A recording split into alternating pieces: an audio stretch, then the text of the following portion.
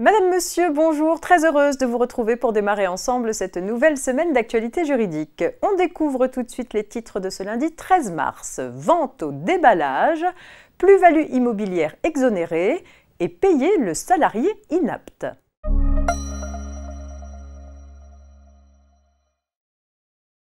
Effectuée dans des locaux ou emplacements non destinés à la vente au public ou à partir de véhicules spécialement aménagés à cet effet, la vente au déballage fait l'objet d'une réglementation particulière. Elle doit notamment donner lieu à une déclaration préalable auprès du maire de la commune du lieu de vente au moins 15 jours avant le début de la vente. Procéder à une vente au déballage sans l'avoir déclarée ou sans respecter les termes de la déclaration est un délit sanctionné pénalement par une amende de 15 000 € maximum pour une personne physique et 75 000 € pour une personne morale. Depuis le 26 janvier 2023, il est possible d'échapper aux poursuites pénales, même en cas de récidive, en payant une amende forfaitaire de 200 € pour une personne physique et 1 000 € pour une personne morale. Ce montant est minoré à 150 € pour une personne physique et 750 € pour une personne morale. En cas de règlement sous 15 jours, il est majoré à 450 € pour une personne physique et 2 250 € pour une personne morale si le règlement n'est pas intervenu dans les 45 jours suivant la constatation du délit ou l'envoi de l'avis d'infraction.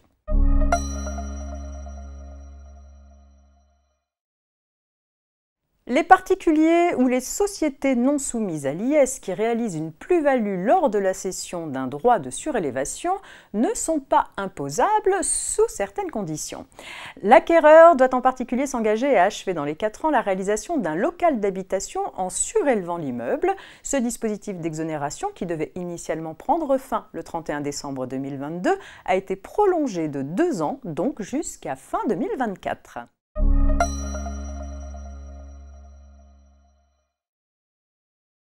Actualité sociale pour terminer avec l'affaire suivante. Dans un avis du 11 décembre 2015, un médecin déclare un salarié inapte à tous les postes avec danger immédiat. L'employeur avait jusqu'au 11 janvier pour licencier le salarié. À défaut, il devait reprendre le versement des salaires à compter de cette date.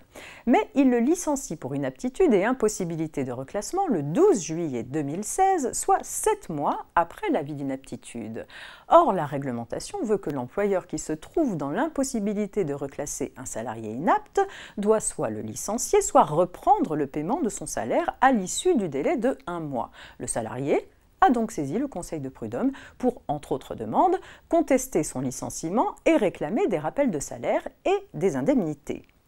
Arrivé en cassation, le débat portait essentiellement sur le calcul des sommes à verser au salarié lorsqu'il attendait son licenciement.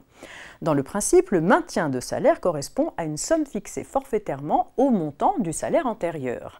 Dans sa décision du 1er mars 2023, la Cour de cassation rappelle que l'employeur ne peut pas déduire du montant du salaire payé le montant des IJSS perçus de la sécurité sociale. Elle ajoute que le salaire ainsi maintenu ouvre droit à l'indemnité de congé payé.